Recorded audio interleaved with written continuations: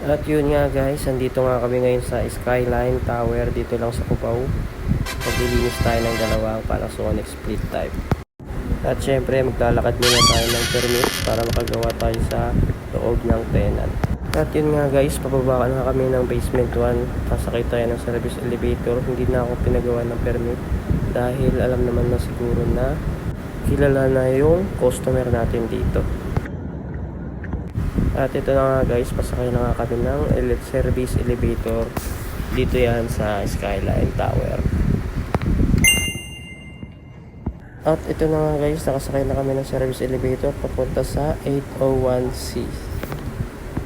At ito na nga guys, nakarating na tayo sa 801C. Binaklas ko na rin yung unit para mabugahan na rin siya.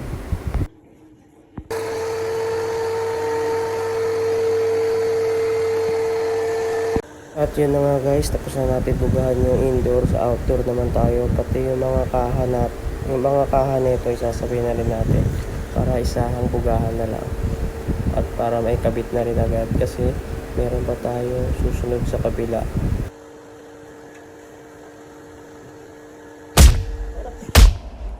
Ito pala kanina kung ano.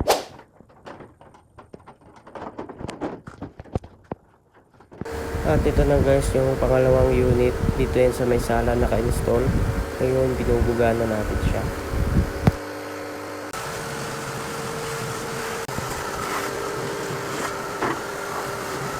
At yun na nga guys, binubugahan na natin yung outdoor niya. Medyo mataas-taas yung nasa likod ko dahil nasa 8th floor ako, kaya ingat-ingat lang ako dito. At yun na nga guys, tapos na natin lahat bugahan. Kinakabit na rin natin yung mga parts ng indoor unit para makauwi na rin tayo. At yun na nga guys, pauwi na rin kami. Nagpakita na rin sighted ko pero nagtago siya dahil ayaw niya nakakita dun sa camera.